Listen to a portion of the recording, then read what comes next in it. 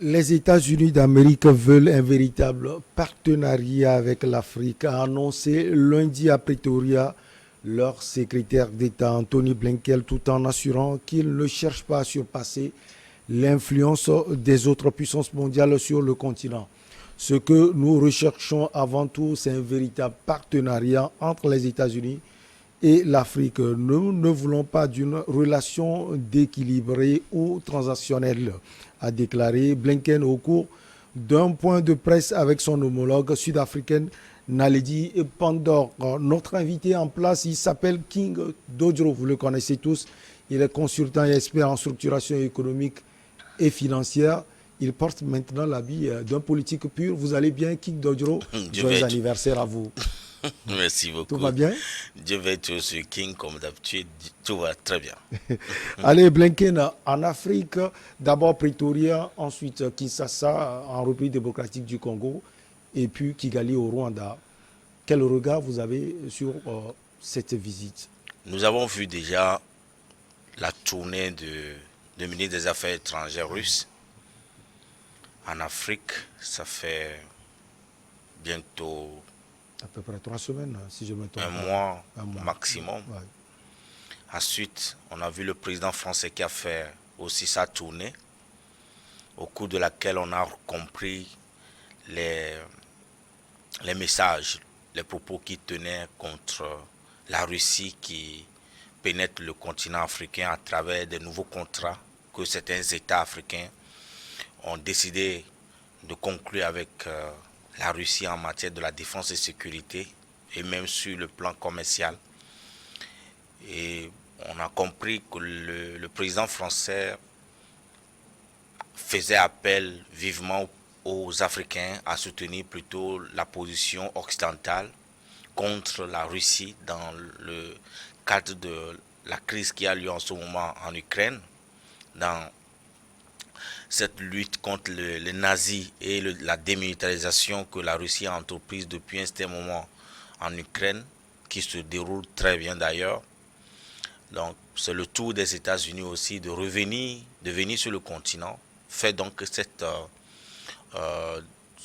un lobbying qu'ils sont en train de faire, c'est ce qu'il faut dire, parce que bien avant la pénétration, mais cette forte présence de la Russie aujourd'hui sur le continent qui menace sans doute la rupture des contrats sur le plan financier, commercial que nos États avaient en exclusivité avec les institutions, d'abord en partie de Bretton Woods et les États européens et américains en matière de commercialisation. Aujourd'hui, la présence de la Russie vient menacer une bonne partie de ces contrats.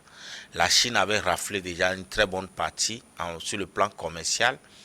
Donc si la Russie venait aujourd'hui à être présente sur le continent comme la Chine le fait déjà depuis les 30 dernières années, alors les Occidentaux se sont très menacés. Alors quand on parle de Pretoria, sur le plan militaire et non commercial. Quand on regarde le Pretoria, c'est un message très fort pour la partie américaine d'aller attaquer un des membres du BRICS.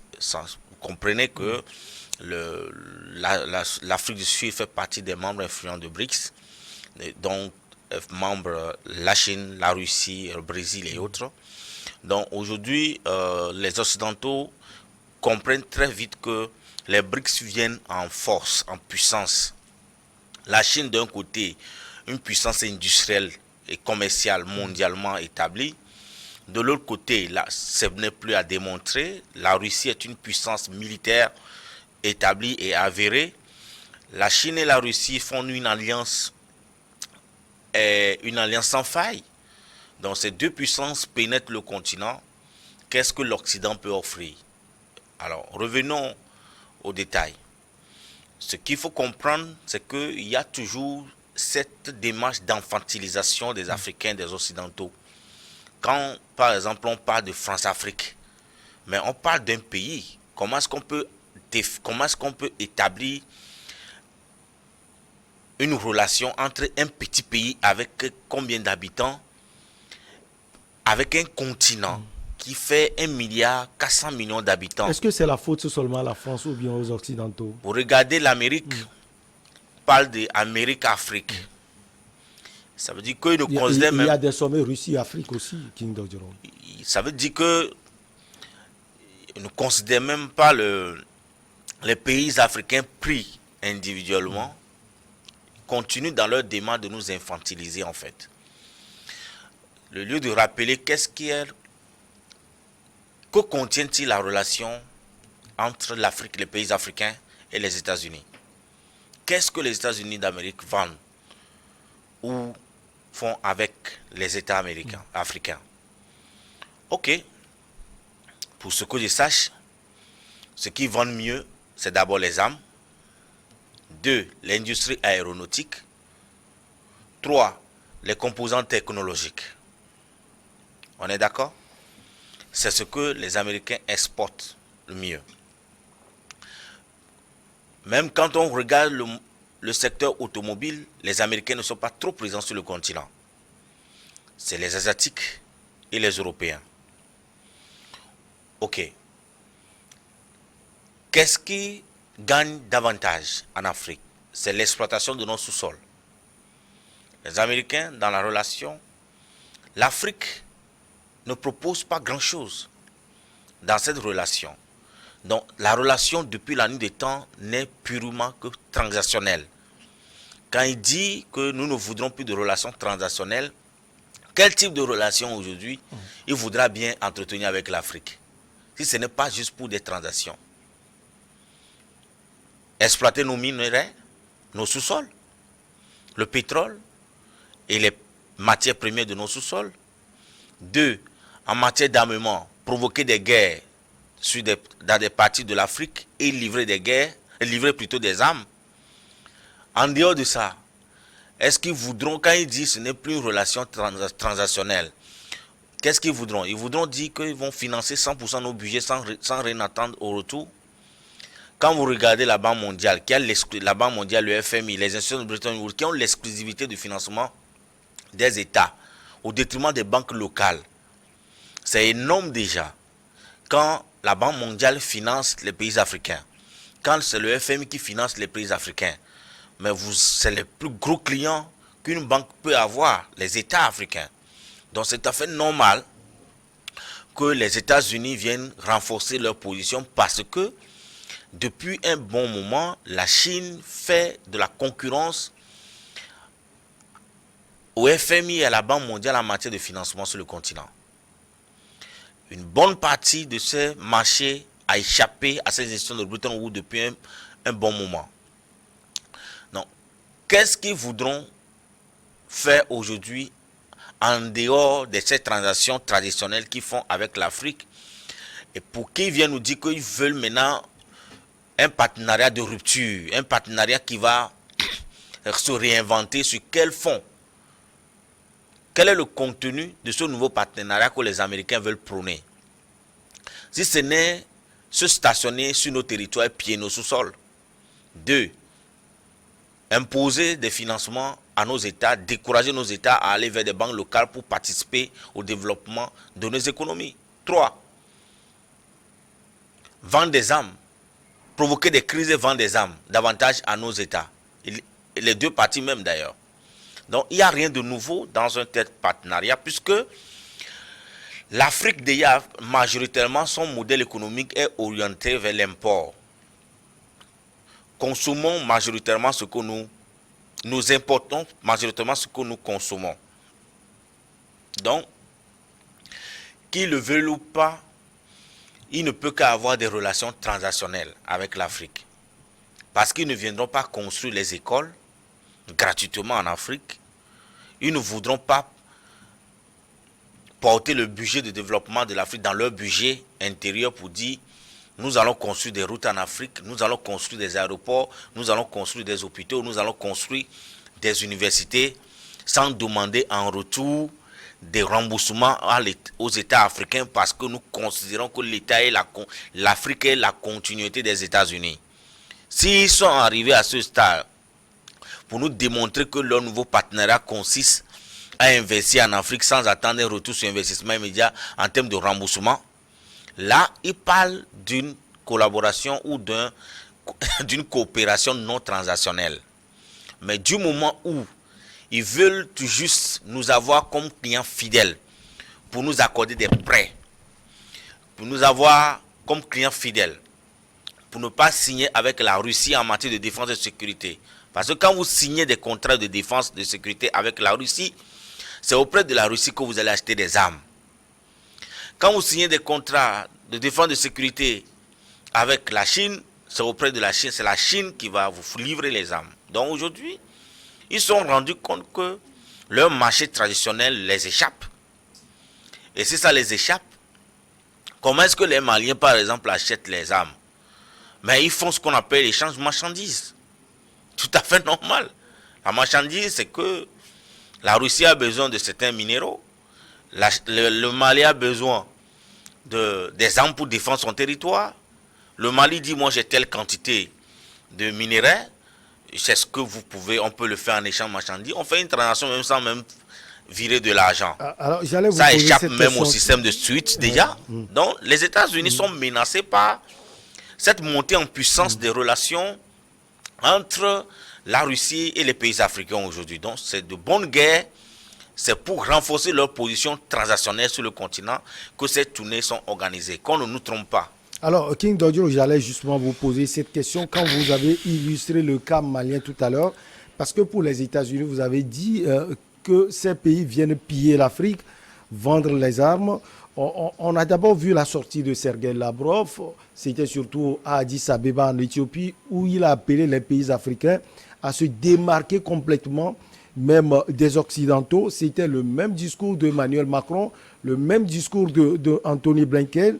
Vous avez justement parlé des pillages des ressources de l'Afrique, vous avez illustré par le cas du Mali, à l'aune de la vente des armes. Finalement, c'est le même schéma à tous les niveaux, tant pour la Russie, pour les États-Unis et pour les Occidentaux. Mais la Russie au moins la Russie et la Chine rentrent dans un schéma d'échange de marchandises. Ce n'est pas une question de pillage. Qu'est-ce qu'on appelle l'échange de marchandises? L'échange de marchandises dans les contrats commerciaux, c'est ce qu'on appelle le troc. Vous avez du blé, j'ai du gari, j'ai besoin du gari, vous avez besoin du blé. On n'a pas besoin de faire quoi? Je n'ai plus besoin de te donner l'argent pour avoir ton blé. Donc le problème ici, c'est l'argent. Donc on fait absorption de l'argent. Et on définit la valeur unitaire que doit prendre chaque produit et puis on échange la marchandise. Ce que vous avez comme marchandise dont j'ai besoin, ce que j'ai comme marchandise dont vous avez besoin, on se le change. C'est de ça qu'il s'agit en fait. Ça ne veut pas dire qu'on pille un pays. C'est souverainement que l'État qui se retrouve dans le besoin de s'approvisionner en armes, en armement ou en n'importe quel matériel auprès d'une autre puissance qui en dispose, propose à ce dernier, voulez-vous faire de l'échange de marchandises avec moi parce que je suis en défaut de trésorerie. Je vous donne la matière dont vous avez besoin, vous me donnez le matériel que j'ai besoin chez vous. Terminé. Mais bien avant cela, ce que les Occidentaux faisaient avec les pays africains, ce n'est pas l'échange de marchandises. C'est du pillage pur. Et ils donnaient ce qu'on appelle les droits de concession à nos États qui ne représentaient absolument rien par rapport aux dommages causés à nos sols. Ils viennent abîmer nos sous-sols, nos sols à des fins d'exploration minière. Mais la contrepartie qu'on appelle le droit de concession est minime. Voilà pourquoi nos pays regorgent assez de minerais dans nos sous-sols. On les exploite en quantité industrielle, mais nos pays ne se développent pas parce que la contrepartie que nos États ont n'est pas équivalent aux dommages subis par notre sous-sol et notre sol. Ok.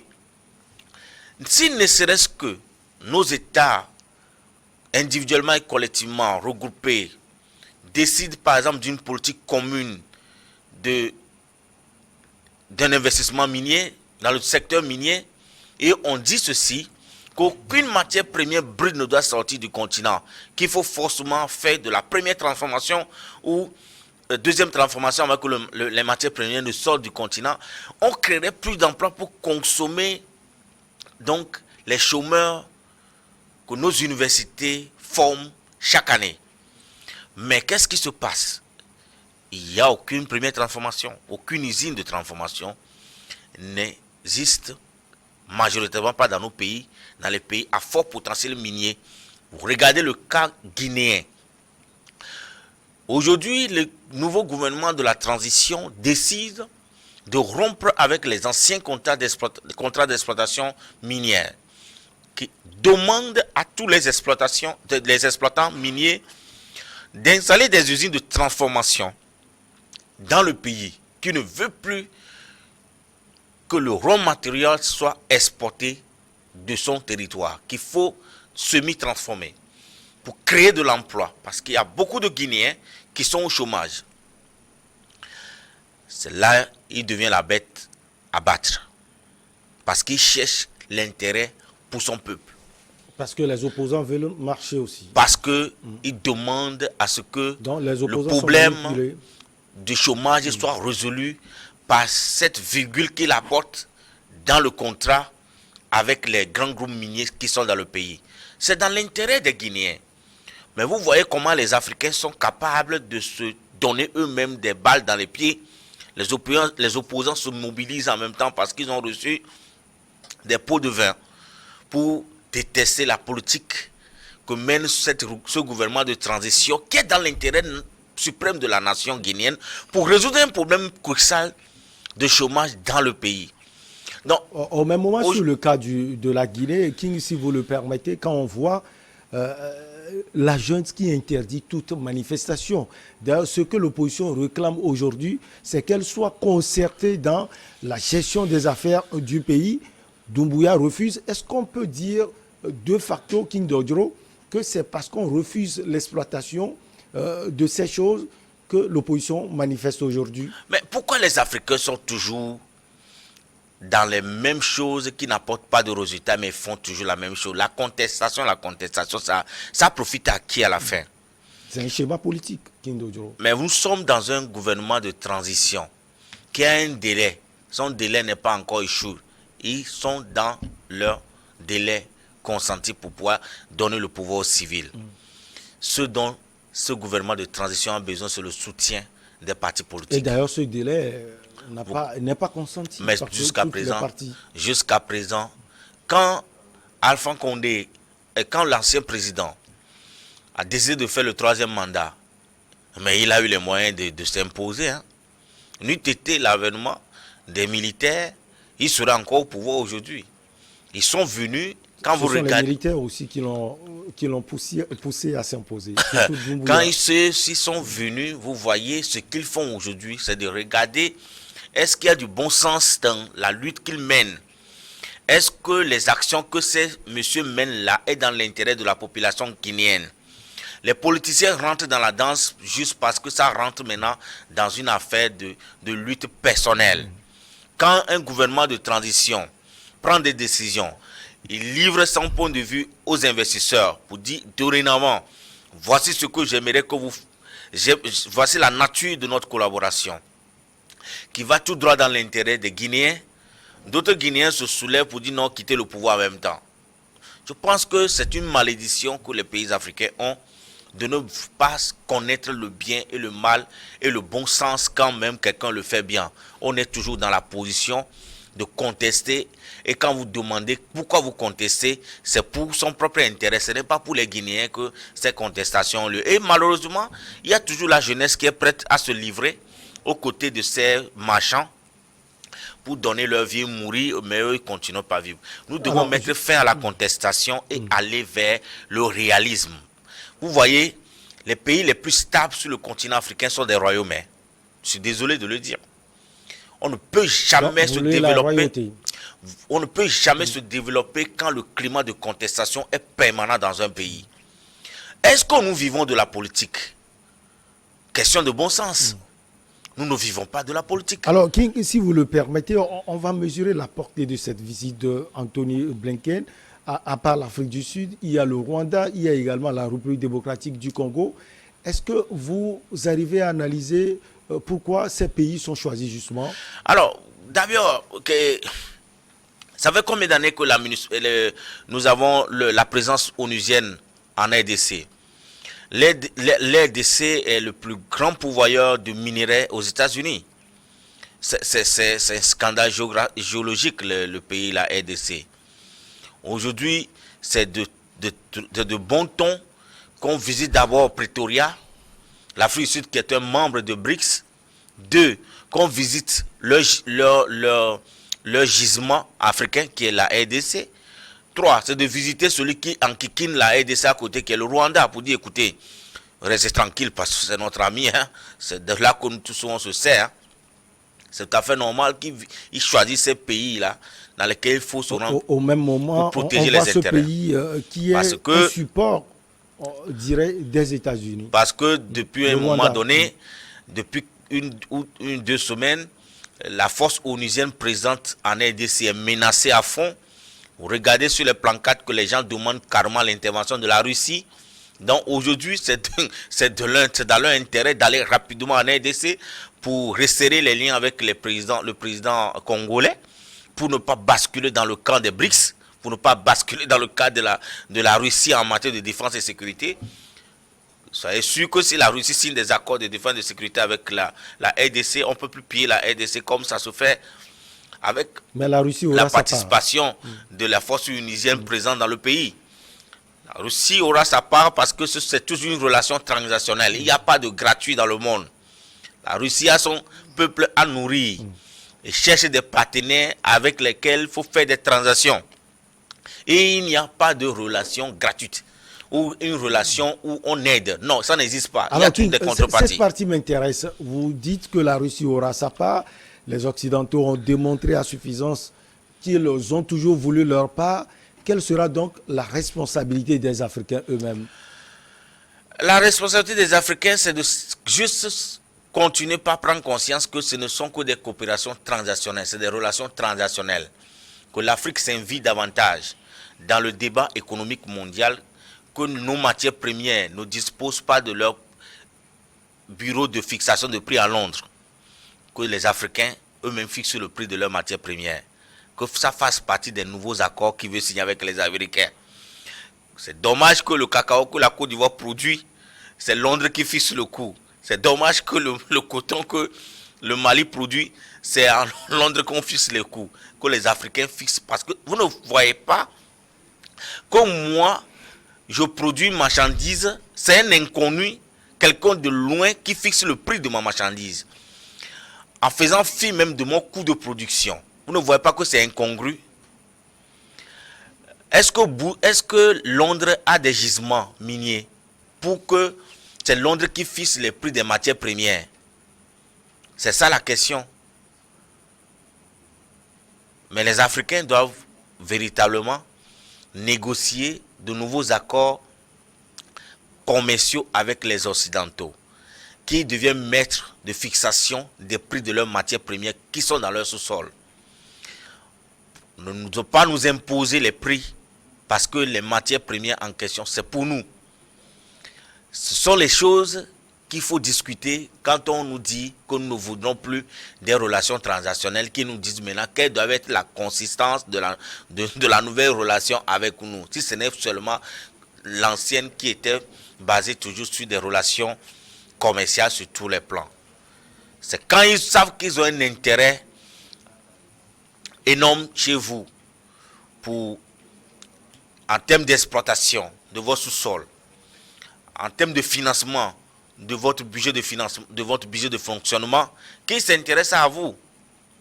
Mais s'ils n'ont aucun intérêt, il n'y a pas de relation avancée avec vous.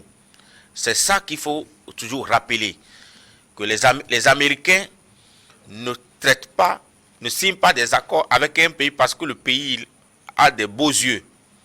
Ils signent des accords parce que, en signant cet accord, il y a un intérêt majeur derrière en termes de retour sur investissement. C'est ça la démarche. Les Africains aussi doivent aller dans ce sens-là. Que nous choisissons d'aller avec les Chinois parce que nous aurons des meilleures conditions de transaction avec les Chinois. Nous choisissons d'aller avec les Russes. Nous négocierons des meilleures conditions quand nous allons faire nos transactions. C'est ça la démarche en fait des Africains, c'est ce qu'ils doivent avoir. Et non signer des accords bilatéraux juste pour aller demander des ambulances, des aides. C'est ridicule. On ne doit plus faire la diplomatie d'aide. On doit faire une diplomatie d'échange transactionnel. Moi, je dispose de ça. Je rentre en relation diplomatique avec vous, en coopération bilatérale avec vous. Voici ce que je vous offre. Et voilà les conditions dans lesquelles nous allons faire nos transactions. Si mes hommes d'affaires doivent rentrer dans votre pays, voici les conditions d'entrée. Il faut leur alléger les conditions d'entrée. Vous aussi, si vous voulez rentrer chez nous, voici ce que nous vous imposerons comme conditions pour rentrer dans notre pays. Si nous achetons des matériaux chez vous, nous voudrons des tarifs préférentiels. Vous venez prendre de la matière première chez nous, nous allons aussi vous faire des tarifs préférentiels.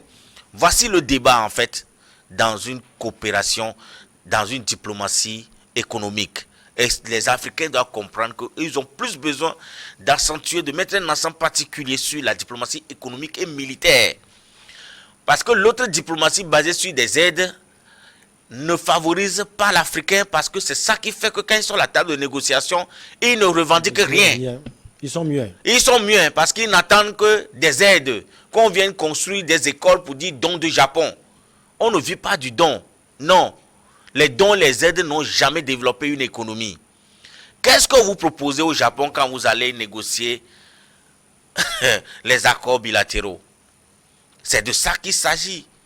S'il ne serait-ce que vous dites oui, nous acceptons acheter vos véhicules, faire entrer vos manques de véhicules sur notre continent.